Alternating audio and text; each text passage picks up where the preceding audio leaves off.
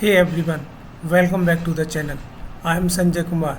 Today I want to share something that took me almost 15 years of working as a production DBA to truly understand. If you have ever received a 3 a.m. call because your database server started swapping, or you have seen queries suddenly slow down because the timetable space blew up, then this video is definitely for you. In this video, we will talk about Oracle memory management from 12c to 23AI in a very practical way. And I am going to share one simple configuration hack that solves nearly 80% of the performance issues I see in real production environments. Alright, let's get started.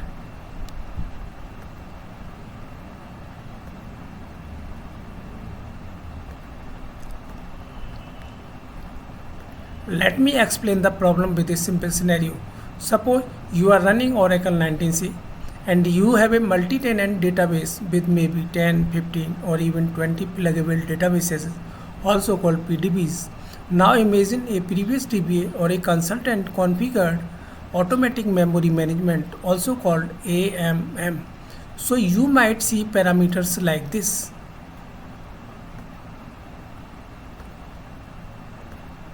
Memory target is equal to 100 GB. Memory max target is equal to 120 GB. At first, this looks very convenient. Oracle will automatically manage memory. You just set the value and forget about it. But in real production environments, this can create serious problems. First problem, all PDBs start competing for memory. Second problem, performance becomes unpredictable. One day everything is fast, the next day query suddenly becomes slow. Third problem, on the Linux server, you may start seeing high context switching and memory pressure.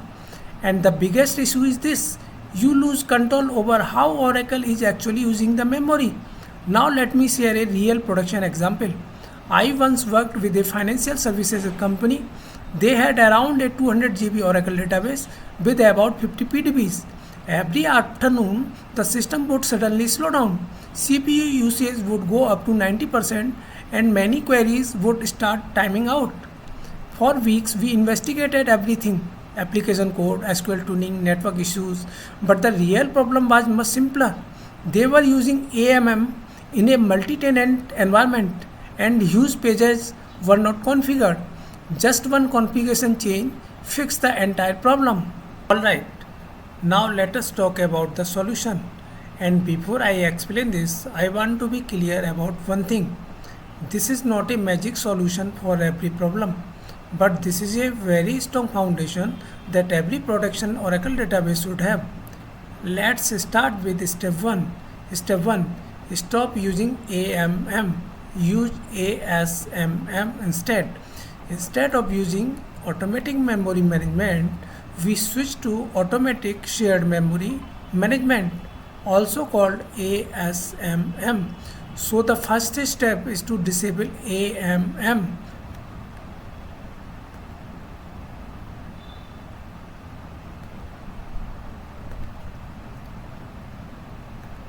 Alter system set memory target is equal to 0, scope is equal to SP file.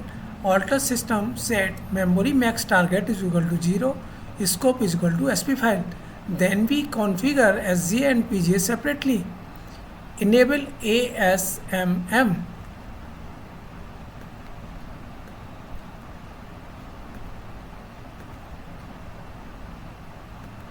Alter system set SJ target is equal to 80 GB, scope is equal to SP file. Alter system set PGA aggregate target is equal to 20 GB, scope is equal to SP file. Alter system set PGA aggregate limit is equal to 30 GB, scope is equal to SP file. Now you might ask, why does this work better? Let's look at the advantages. First, predictability. You control SG and PGA separately, so memory behavior becomes more stable. Second, multi-tenant friendly. This setup works much better with CDB and PDB environments. Third, better visibility. You can clearly see where memory is being used. And finally, better performance because different memory components are not constantly competing with each other. But of course, there are some trade-offs, disadvantages. You need to do manual tuning. You must monitor workloads and adjust memory when needed. You also need good knowledge of the database workload. And if you choose the wrong SGA or PGA size, performance can suffer. Now the question is, how do you size SGA and PGA correctly? I will show you that in a moment. But before that, let us talk about something even more important. Enable HugePages. Step 2. Enable HugePages, the real game changer. This is where the real performance improvement happens. HugePages is a Linux feature that Oracle databases benefit from a lot, especially in a large memory environments. Let me show you how it works. First, check the current HugePages configuration using Linux command.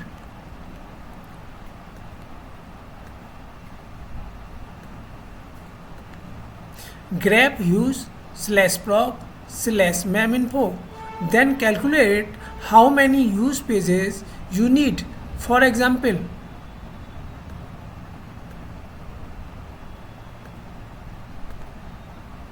if your SGA size is 80 GB and one HugePage is 2 MB, then the calculation is 80 GB divided by 2 MB is equal to 40,960 HugePages. Next, configure it in Linux using the vi editor command. vi slash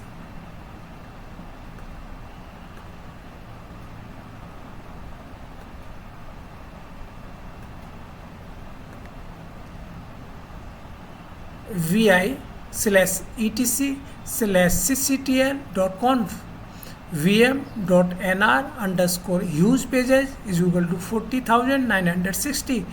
Apply the changes using Linux command sysctl-p. Finally, verify the configuration again using Linux grep command.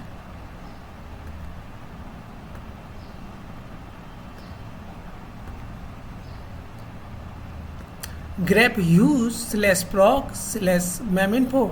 After the database starts, you should see HugePages_free decreasing, which means Oracle is using them. Advantages of HugePages. First, significant performance improvement.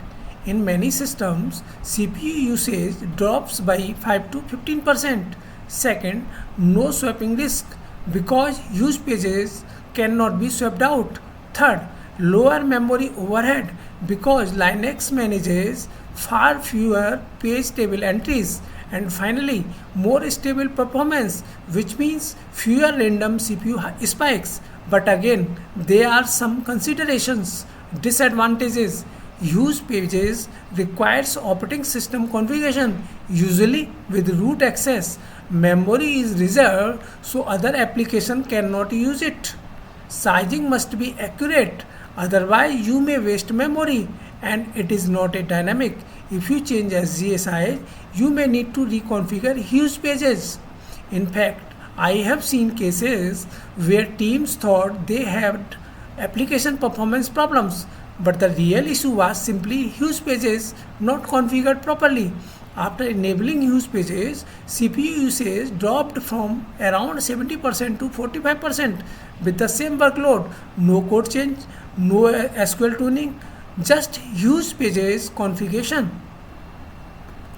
Now let us talk about something very important. If you are running Oracle multi-tenant and in 2025 most databases are, there is one thing you absolutely need to understand. PDBs do not get their own dedicated memory. All the PDBs share the same SGA and PGA of the CDB. Imagine one CDB at the top and many PDBs underneath it. All those PDBs are pulling memory from the same pool. So what happens?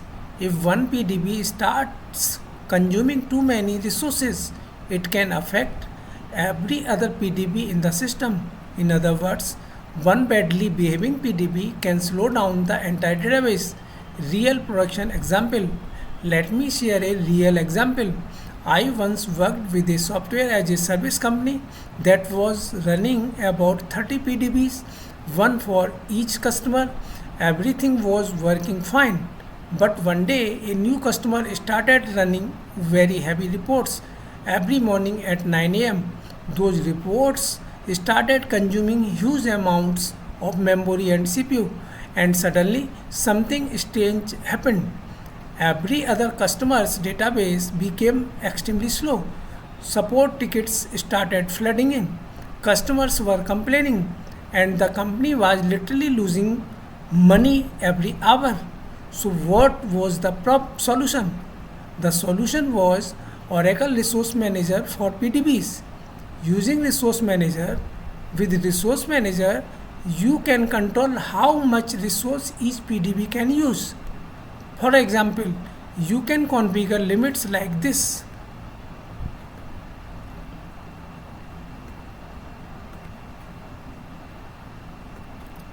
First, we begin a PL/SQL block. Then we calls dbms resource manager dot create pending area. Next, we update the PDB directive using dbms resource manager dot update PDB directive. Here we specify the plan as a default CDB plan. Then we mention the pluggable database name, for example PDB customer A.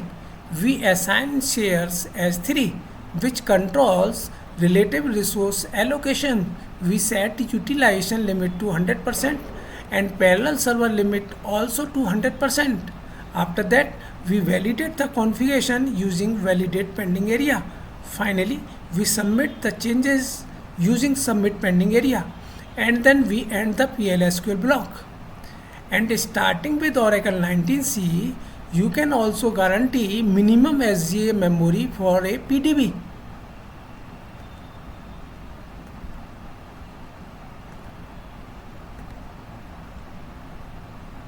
Alter system set SGA min size is equal to 5 GB, scope is equal to both. This ensures that a PDB always gets at least a certain amount of memory. Advantages: first, it prevents one PDB from consuming all the resources. Second, it gives more predictable performance for each PDB. Third, it helps with better capacity planning. And for software as a service companies, it helps protect customer SLAs because one customer cannot affect others. Disadvantages: but like everything else, there are some challenges. Resource Manager takes the time to configure correctly. It also adds a small overhead because Oracle needs to manage those resource limits. And very importantly, you must test the configuration carefully. If the limits are too strict, they may block legitimate workloads. Also, Resource Manager does not control individual SQL statements very easily, so it works more at the PDB or session level. Now let us talk about PGA, because this is an area where I often see DBAs making critical mistakes.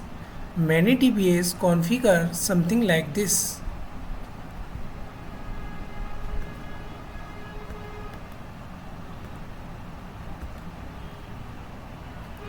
PGA aggregate target equal to 20 GB, and they assume this is a hard limit for PGA memory. But the truth is, it is not a hard limit. To understand what is really happening, you can run this query.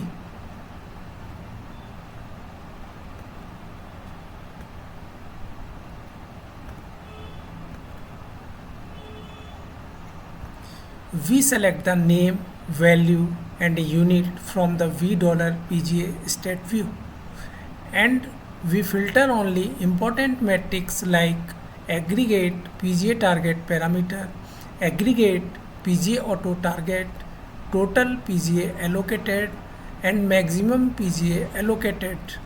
In this example, the aggregate PGA target parameter is around 20 GB, which is the value we configured. The aggregate PGA auto target is about 16 GB, which is the portion Oracle is using for automatic work areas like sorting and hashing.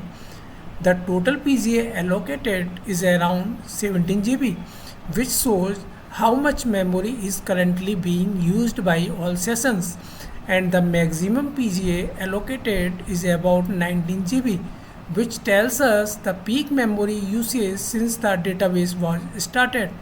So this output helps us understand how PGA memory is configured, how much is being used, and how high it can go during peak workload. Here is the important part.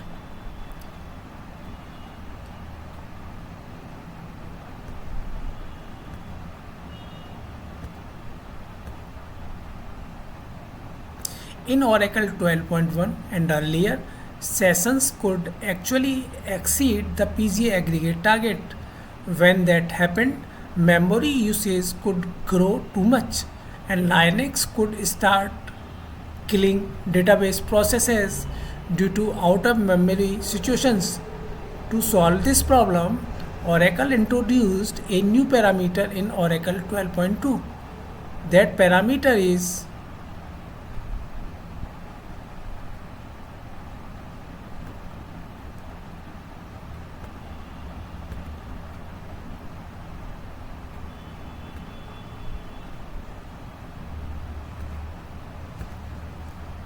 PGA aggregate limit.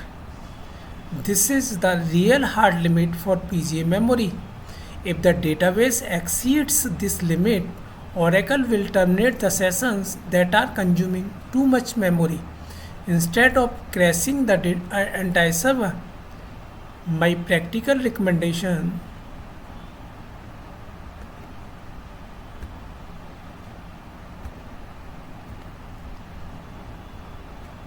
for OLTP workloads, I usually recommend PGA aggregate target equal to 20 to 30% of total RAM.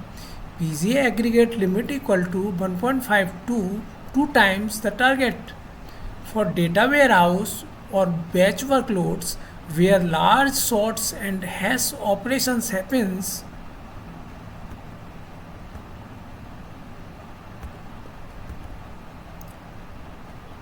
PGA aggregate target is equal to 40 to 50% of total RAM. PGA aggregate limit equal to about 1.5 times the target. Advantages: first, it prevents runaway sessions from consuming all server memory. Second, Oracle can automatically adjust work areas for sorting and hash joins. And third, the system can adapt dynamically based on workload and number of sessions. Disadvantages: but there are also some limitations. If a session hits the PGA limit, Oracle will terminate that session, which still results in an error. So it is safer than a server crash, but not ideal for users. Also, you must monitor PGA usage regularly.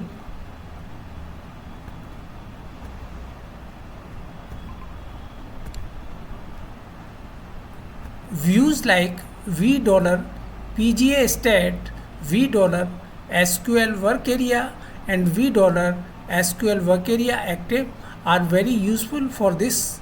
And finally, there is no single perfect configuration. If your system has mixed workloads, OLTP plus reporting, tuning PGA becomes more challenging. Now let me give you a quick warning about Oracle in-memory column store. Personally, I really like this feature. For analytics and reporting workloads, it can be absolutely incredible. But there is something important that Oracle marketing brochures usually don't highlight clearly. Let me show you.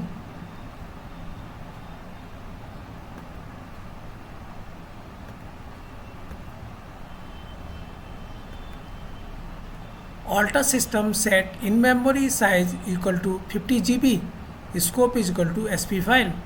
When you configure in-memory size is equal to 50 GB, that 50 GB is carved out from your SGA.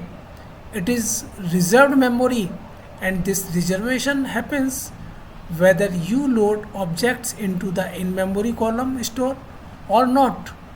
So imagine you configure something like this.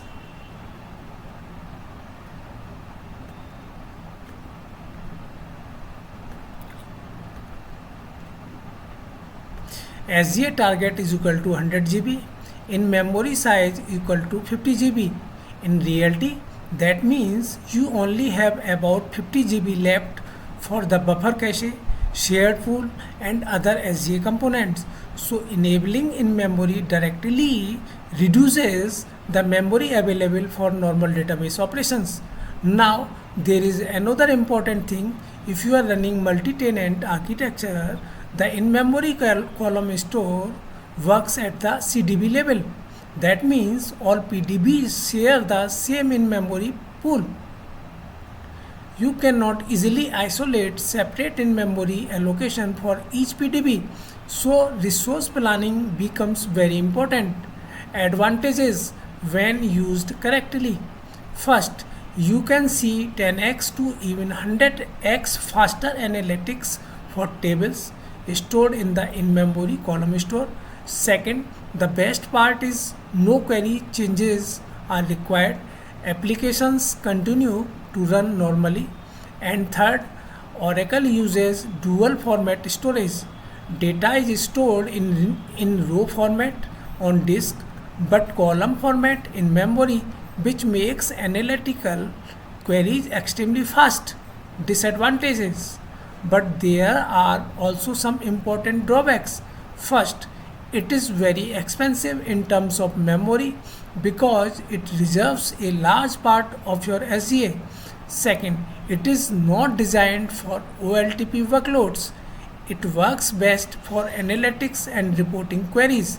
Third, loading data into the in-memory store takes time and the system resources, especially during database startup or object population. And finally, there is a licensing cost.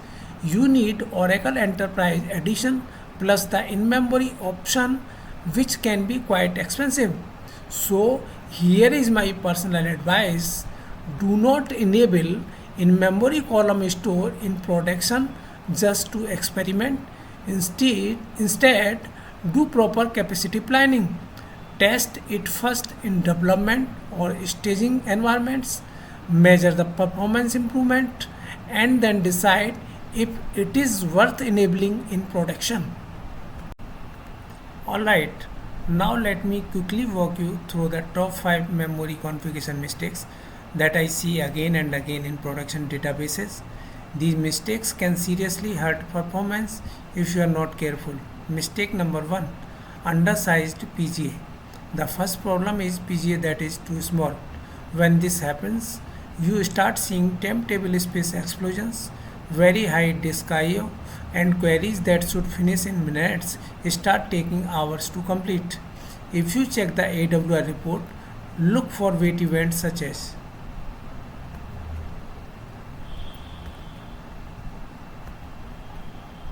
direct path read temp, direct path write temp.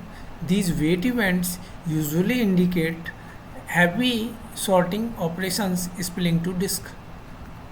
To fix this problem, you should increase PGA aggregate target and monitor memory usage using the $PGA stat view. Mistake number 2, oversized SGA. The second problem is SGA that is too large. Many DBAs believe that a bigger SGA always means better performance, but that is not always true. When SGA is oversized, you may start seeing operating system paging, increasing swap usage, database sessions hanging, and overall system slowdown. You can check this on the Linux server using the command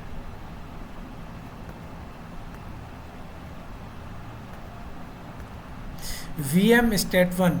Here you can see the output of VM stat running every 1 second. Now focus on these two columns, SI and SO. SI means swap in and SO means swap out. In the first row, both values are 0, which is good. But in the next rows, you can see values like 120, 80, 200 and 150. This means the system is actively moving memory between RAM and disk, and that is a clear sign of swapping. If this continues, it can seriously impact database performance.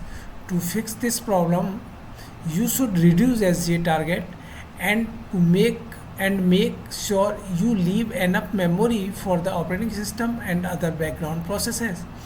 A good rule of thumb is that Oracle processes should not use more than about 80% of the total physical RAM. Mistake number 3.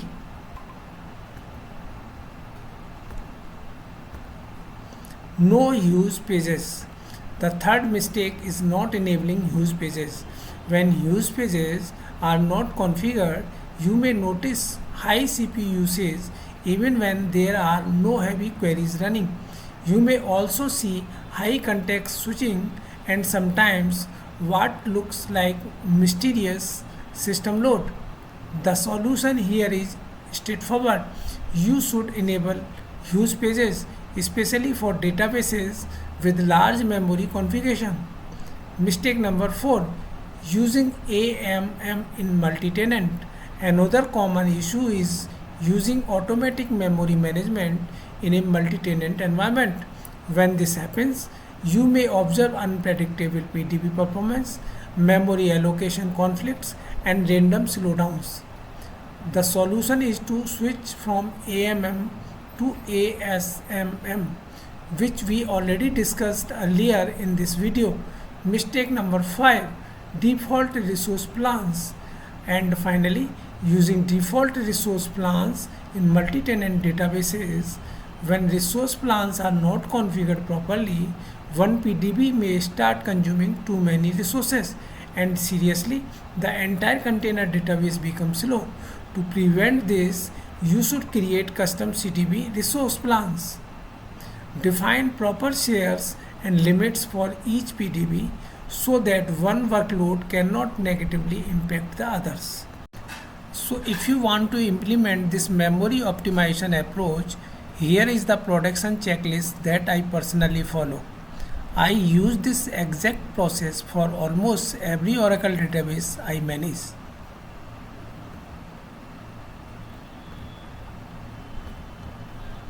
Step 1. Weekly AWR and ASH analysis. First, I review AWR and ASH reports every week. To generate the AWR report, I run this script at !_admin/admin/awrrpt.sql. When reviewing the report, I focus on memory related wait events such as latch, cache buffers change, direct path read temp, direct path write temp, log file sync, which can sometimes also indicate memory pressure. These wait events can reveal hidden memory bottlenecks in the system. Step 2. Check PGA health. The next step is to check PGA health. Select name, value and unit from $PGA state, where name in aggregate PGA target parameter, total PGA allocated, maximum PGA allocated, total freeable PGA memory, PGA memory feedback to OS, order by name. This query helps you understand how much PGA memory is configured, how much is currently allocated, and what the maximum PGA usage has been since startup. This information is very useful for proper PGA tuning. Step number 3. Analyze SGA components. Next, I analyze how the SGA memory is distributed across different components. Select pool GB allocated from $SGA stat, where pool is not null, group by pool, order by GB allocated descending. This query shows how much memory is being used by components like buffer cache, shared pool, large pool, and other SGA pools. It helps identify memory imbalance inside the SGA. Step number 4. Correlate with operating system metrics. The next step is to check operating system memory usage, especially during peak workload hours. VM state 110, SAR-R 110, free-G. Then I correlate these OS level metrics with database performance metrics to identify possible memory pressure. Step number 5. Verify HugePages configuration. Finally, I always verify the HugePages configuration on the server. Graph huge/proc/meminfo. Then I check 3 important values. HugePages underscore total should match the value you configured. HugePages underscore free should be low, which means Oracle is actively using them. HugePages underscore RSVD should be close to the total value, indicating the memory is reserved for Oracle. If these values look correct, then your HugePages configuration is working properly. Now let's quickly summarize everything we discussed. If we implement this complete setup, ASMM, HugePages, proper PG sizing, and resource management for multi-tenant databases, there are some clear advantages and a few trade-offs you should know about. Advantages. First, you can often see 5 to 15% CPU reduction, especially after enabling HugePages. Second, performance becomes much more predictable across PDBs because memory allocation is controlled properly. Third, you avoid the swap death spiral, which is one of the most dangerous situations for database performance. Fourth, queries often run faster because PGA memory is properly sized and for sorting and hash operations. Fifth, you get better resource isolation in multi-tenant environments, which means one PDB cannot easily impact others. Another big advantage is easier troubleshooting. Because memory is configured clearly, you always know exactly where the memory is allocated. And finally, this type of configuration is production grade. It is the kind of setup that can pass internal reviews, audits, and enterprise standards. Disadvantages. Of course, there are also a few downsides. First, this setup requires real DBA expertise. It is not something you can simply set and forget. Second, there is an initial time investment. You need to test, monitor, and tune the configuration. Third, some changes happen at the operating system level, like HugePages, which usually requires root access. Fourth, certain parameter changes require a database restart, which means proper planning is needed. Also, ongoing monitoring is essential because workloads change over time. Another limitation is that HugePages use flexible memory allocation, so the system becomes slightly less flexible. And finally, configuration mistakes can hurt performance if memory sizing is done incorrectly. So the question is it worth it? In my experience, absolutely. Every single production database that I manage use this configuration, and those 3 AM alerts that I use to get about memory issues, they are basically gone. Now let me be very clear about who should implement this configuration approach and who should probably wait for now. You should implement this if you are running Oracle Database 12c or a newer version in production environments. Your SGA size is larger than about 50 GB, where memory management becomes more critical. You are experiencing unexplained performance issues, especially related to memory usage. You are running multi-tenant architecture with CDB and PDB databases. You manage databases that support business critical applications where stability and predictable performance are essential. And finally, you have access to both database configuration and operating system configuration, so you can properly implement settings like HugePages. You should wait if you are new to Oracle DBA work and still learning the core fundamentals. Your databases are relatively small. For example, SGA less than 20 GB, where standard memory management may already work fine. You do not have operating system access, which means you cannot configure use pages.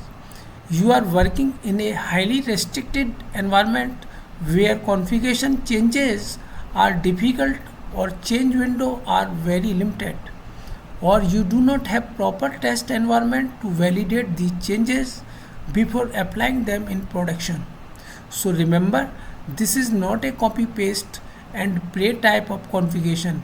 You must understand your workload, test carefully, and monitor the system continuously. But if you are a DBA responsible for production databases, then this configuration approach should definitely be part of your DBA playbook. Alright, let me leave you with one insight that truly changed my career as an Oracle DBA.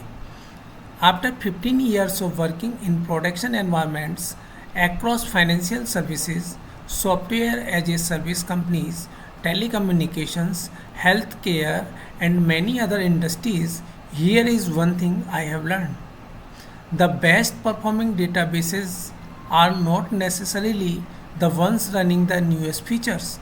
They are the ones running the fundamentals correctly. Today, everyone wants to explore the newest features in Oracle Database 23 AI, things like AI vector search, autonomous databases, and other advanced capabilities.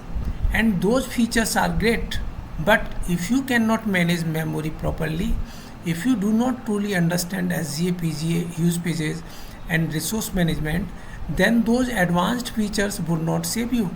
My advice is simple. First, master memory management in Oracle Database 19c. Get really good at it. And then once you understand the fundamentals, start exploring the advanced technologies. Trust me, your future 3 a.m. self will thank you. If this video helped you, please like the video and subscribe to the channel for more Oracle DBA content and productions troubleshooting tips. Also, drop a comment below. What is your biggest Oracle memory challenge right now? I read every comment and I will help whenever I can. In the next video, I will be covering real application clusters performance tuning, focusing on real production scenarios. You definitely don't want to miss that one. Thanks for watching. Keep your databases fast and I will see you in the next video.